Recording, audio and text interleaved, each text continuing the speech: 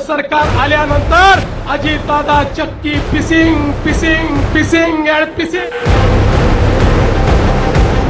मी महाराष्ट्र राज्याचा मुख्यमंत्री म्हणून माझी कामे निष्ठापूर्वक व शुद्ध बुद्धीने पार पाडतो। मेरा पानी उतरता देख मेरे किनारे पर घर मत बसा लेना, मैं समंदर हूँ लौट कर वापिस आऊंगा।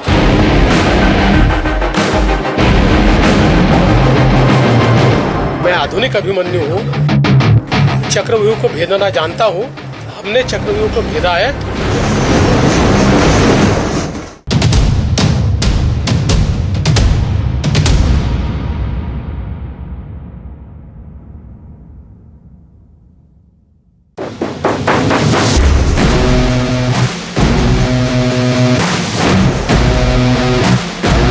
देवेंद्र फडणवीस ने एक बार फिर अपनी पार्टी को शानदार जीत दिला दी। 5 साल पहले जब अजित पवार के साथ मिलकर सरकार बनाने का दांव उल्टा पड़ गया, तब देवेंद्र फडणवीस ने कहा था कि वो समंदर है, लौट कर आएंगे। 2.5 साल बाद वो वाकई लौट कर आए, लेकिन मुख्यमंत्री के रूप में नहीं बल्कि उप मुख्यमंत्री के रूप में। बीजेपी ने शिवसेना के बागी नेता एकनाथ शिंदे को मुख्यमंत्री बनाने का फैसला किया। फडणवीस को दिल पर पत्थर रखकर यह फैसला कबूल करना पड़ा। भारतीय जनता पार्टी की केंद्रीय टीम ने इस बात को तय किया है कि देवेंद्र जी को सरकार में आना चाहिए और सरकार में पदभार संभालना चाहिए, और इसलिए देवेंद्र जी से व्यक्तिगत रूप में भी आग्रह किया है और केंद्र ने इस बात को निर्देशित किया है कि देवेंद्र जी उप मुख्यमंत्री के रूप में, डिप्टी चीफ मिनिस्टर के रूप में कार्यभार संभालें और महाराष्ट्र की जनता और महाराष्ट्र की लोगों की जो आकांक्षाएं हैं उसको पूरा करने के लिए पूरी ताकत लगाएं और जन जन की आकांक्षाओं को एक विकसित प्रदेश के रूप में महाराष्ट्र को खड़ा करने में अपना योगदान करें। लेकिन डिमोशन के बाद भी फडणवीस ने एक पार्टी मैन की तरह ही बर्ताव किया। नतीजा ये रहा कि महाराष्ट्र में आज की तारीख में वो बीजेपी के सबसे ताकतवर और भरोसेमंद नेता माने जाते हैं।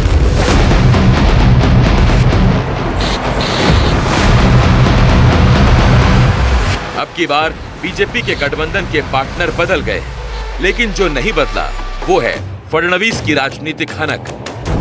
कई बार लोगों से जब बात करता हूं तो सुनता हूं कि महाराष्ट्र के बारे में कोई बात हो तो वो आपको प्रैक्टिकली मुख्यमंत्री मान के चलते हैं। एक ये समस्या है। एक लाइटर मोड पे कह देता हूँ कि आपने जब इंट्रोडक्शन किया उस समय कहा कि देवेंद्र जी लोग आपको मुख्यमंत्री समझते हैं, ये समस्या है। ये समस्या नहीं, ये समाधान है। इसका मतलब मैं बनने वालों ऐसा नहीं कह रहा हूँ, सिर्फ उसको समस्या मत मानिए, इतने बोलना चाहता हूँ। अब तक गठबंधन के धर्म का पालन करते हुए और राजनीति की बारीकियों को देखते हुए फडणवीस फूंक फूंक कर कदम उठा रहे थे।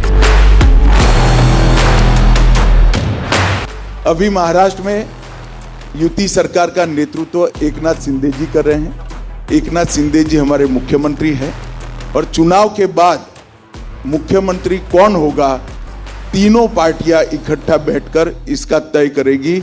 हम शरद पवार जी को कोई मौका नहीं देंगे। महाराष्ट्र की मौजूदा राजनीति में देवेंद्र फडणवीस को शरद पवार की टक्कर का राजनेता माना जा रहा है। ये फडणवीस की राजनीतिक हुनरमंदी का सबूत है।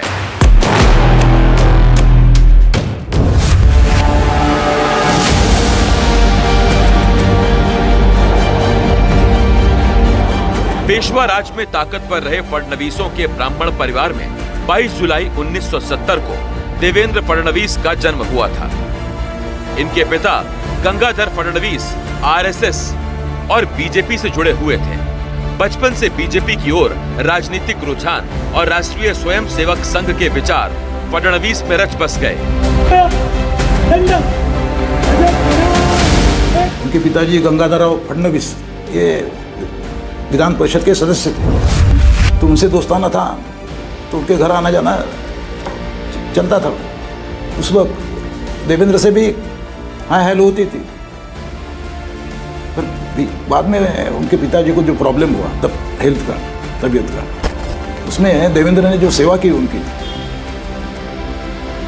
हम कई बार जाते थे, वो पिताजी के बाजू में खड़े रहते दिखते थे।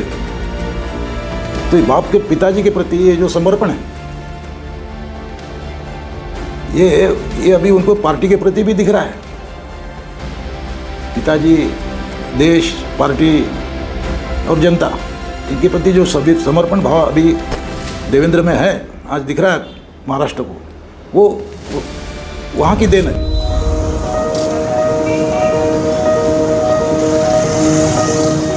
फडणवीस जब 5 साल के थे उस वक्त उनके पिता गंगाधर राव फडणवीस को इमरजेंसी का विरोध करने के मामले में जेल जाना पड़ा था। इस घटना का फडणवीस पर बालपन में ही ऐसा असर पड़ा कि जिस प्रधानमंत्री इंदिरा गांधी के नाम पर वो स्कूल में पढ़ा करते थे, उस स्कूल में ही जाना उन्होंने बंद कर दिया।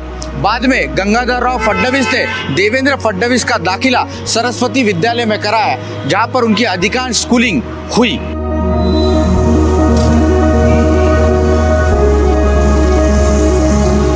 फडणवीस ने धर्मपेट जूनियर कॉलेज से पढ़ाई की। इसके बाद वकालत की पढ़ाई उन्होंने नागपुर विश्वविद्यालय के गवर्नमेंट लॉ कॉलेज से की। इसके बाद उन्होंने बिजनेस मैनेजमेंट में पोस्ट ग्रेजुएशन किया। जर्मनी की राजधानी बर्लिन के DSE German foundation for international development से प्रोजेक्ट मैनेजमेंट के तरीकों और तकनीकों में डिप्लोमा कोर्स किया। बचपन के दोस्त बताते हैं कि कैसे बचपन में ही संकेत मिल गए थे कि फडणवीस राजनीति में बड़ा मुकाम हासिल करने वाले हैं। उनको नगर सेवक से हमने महापौर बनते हुए देखा, महापौर से मेयर इन काउंसिल देखा, उसके बाद में हमदार बने। वो जो उनका वो जो प्रवास था, उसी वक्त में ख्याल में आ गया कि ये आदमी आगे चल के बहुत बड़ा काम खड़ा करेगा।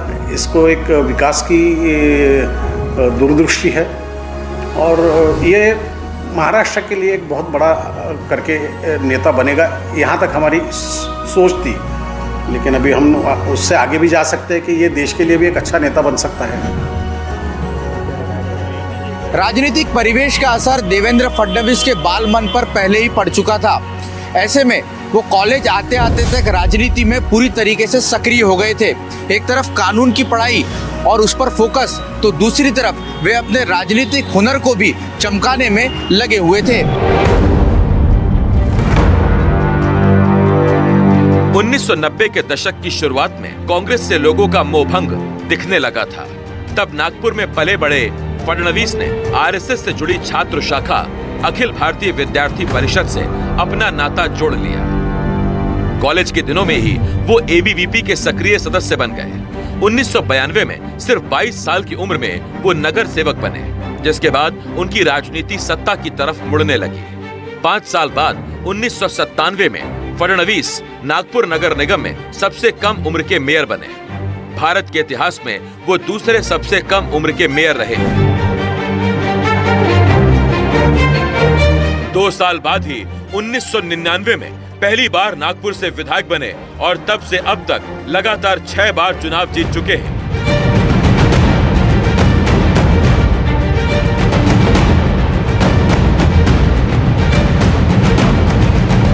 नागपुर सीट से पर्चा भरने वाले दिन वो पहले केंद्रीय सड़क परिवहन मंत्री नितिन गडकरी के घर पहुंचे। गडकरी से आशीर्वाद दिया और गडकरी खुद उनके साथ पर्चा भराने के लिए गए। नागपुर की राजनीति में नितिन गडकरी को चुनौती देने का काम देवेंद्र फडणवीस ने किया, लेकिन देवेंद्र फडणवीस का ये हुनर ही कह सकते हैं कि उन्होंने इस सियासी शहमात को कभी पर्दे पर नहीं आने दिया। इसका एक फायदा ये हुआ कि बीजेपी में एकजुटता दिखी, तो दूसरी तरफ देवेंद्र फडणवीस एक मंझे हुए राजनेता है, ये सिग्नल भी लोगों के बीच गया।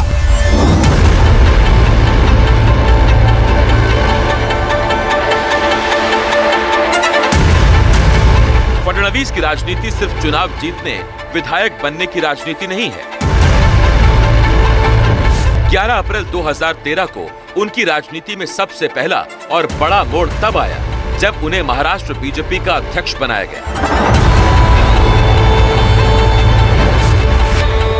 ये वो वक्त था जब नागपुर से ही आने वाले नितिन गडकरी कुछ समय पहले बीजेपी के राष्ट्रीय अध्यक्ष पद से हटे थे। ये फडणवीस के उभार का वक्त था। यही वक्त राष्ट्रीय राजनीति में नरेंद्र मोदी के भी उभार का था। मैं नरेंद्र दामोदर दास मोदी 1 साल बाद 2014 में नरेंद्र मोदी देश के प्रधानमंत्री बने। उसी साल महाराष्ट्र में भी विधानसभा चुनाव हुए। लोकसभा में मिलकर चुनाव लड़ने वाली बीजेपी और शिवसेना के रास्ते विधानसभा चुनाव में अलग हो गए। दोनों ने अलग अलग चुनाव लड़ा क्योंकि बात मुख्यमंत्री पद पर फंसी थी। बीजेपी इस बार शिवसेना को सीनियर पार्टनर बनाने के लिए हरगिज तैयार नहीं थी।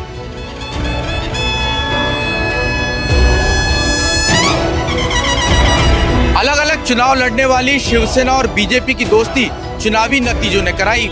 चुनाव के बाद बीजेपी नंबर 1 पार्टी बनकर उभरी और उद्धव ठाकरे को हार के बाद सरकार में शामिल होना पड़ा। उस वक्त देवेंद्र फडणवीस के समर्थकों ने मुख्यमंत्री पद को लेकर एक नारा उछाला कि केंद्र में नरेंद्र और राज्य में देवेंद्र।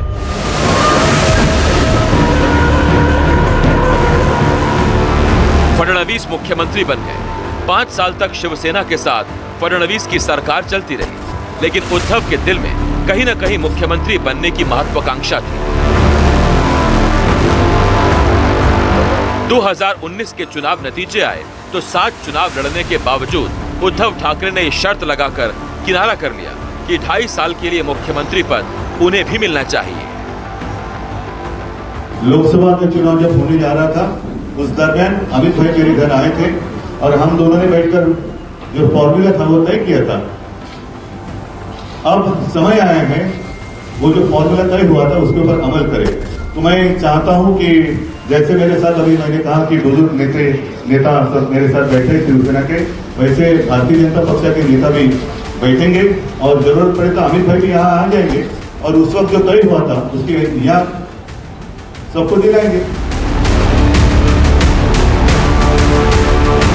तब फडणवीस जिस अजित पवार पर जेल में चक्की पीसिंग एंड पीसिंग वाली चुटकी ले रहे थे, उसी अजित पवार के साथ 23 नवंबर 2019 की अलसुबह फडणवीस ने सरकार बना ली थी। घोटाळ्यामध्ये अजितदादांची अवस्था आम्ही काय करणार? आमचे नाथाभाऊ खडसेंच्या भाषेत सांगायचं झालं तर आमचं सरकार आल्यानंतर अजितदादा चक्की fishing fishing pissing and pissing. लेकिन तब फडणवीस सरकार 3 दिनों से ज्यादा नहीं चली। शरद पवार ने एनसीपी के बागी विधायकों को धमकाकर पार्टी में वापस बुला लिया। विधानसभा में संख्या बल न होने के कारण सरकार गिर गई। लेकिन देवेंद्र फडणवीस ने तभी ये ठान लिया था कि वो वापसी करेंगे। देवेंद्र फडणवीस की सत्ता तो छिन गई और महाराष्ट्र के नए मुख्यमंत्री बने उद्धव ठाकरे, लेकिन नेता विपक्ष के तौर पर देवेंद्र फडणवीस ने ठाकरे सरकार को नाको चने चबा दिए। ये देवेंद्र फडणवीस ही थे जिन्होंने सबसे पहले विधानसभा में इस बात का पर्दाफाश किया कि उद्योगपति मुकेश अंबानी के घर एंटीलिया के बाहर विस्फोटक से भरी कार खड़ी करने वाला पुलिस अधिकारी सचिन वजे उद्धव ठाकरे का खासम खास था।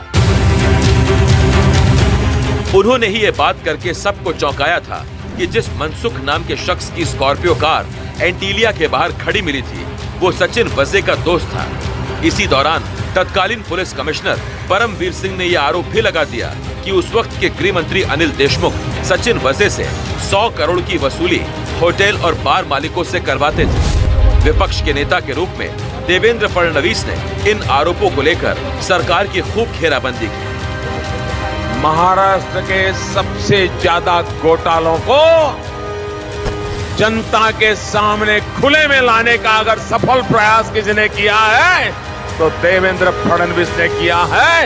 एक सच्चे जनप्रतिनिधि ने कहा है, जितनी बधाई मैं देवेंद्र जी को देता हूं उससे ज्यादा देवेंद्र को जनप्रतिनिधि बनाने वाले नागपुर की जनता को देता। जय श्री राम, जय श्री राम। महायुतीचा, महायुतीचा। जून 2022 में हुई बगावत के बाद उद्धव ठाकरे की सरकार गिर गई। माना जाता रहा है कि ये मुमकिन देवेंद्र फडणवीस के समर्थन की वजह से ही हो पाया और शिवसेना दो फाड़ हो गई, जिसके बाद एकनाथ शिंदे वाले धड़े के साथ मिलकर बीजेपी ने महाराष्ट्र में फिर सरकार बना ली।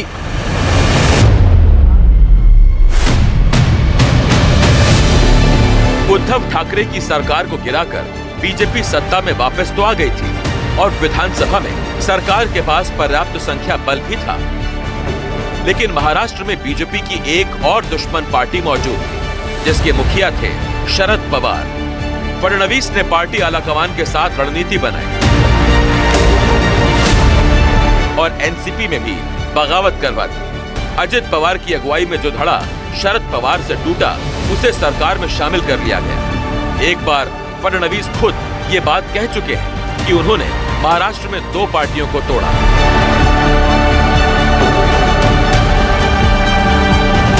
मेरा पानी उतरता देख मेरे किनारे पर घर मत बसा लेना, मैं समंदर हूँ, लौट कर वापस आऊंगा। जैसा फडणवीस ने कहा था, वो समंदर की तरफ वापस आ गए, अपनी पार्टी को शानदार जीत दिलवाई। अब इंतजार है कब महायुति मुख्यमंत्री के रूप में दोबारा उनके नाम पर मुहर लगती।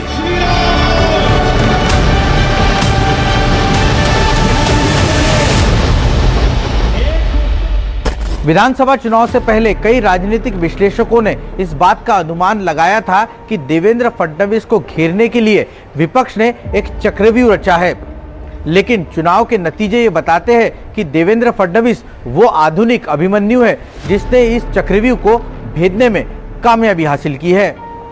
मुंबई से रौनक कुकड़े, एनडीटीवी इंडिया के लिए।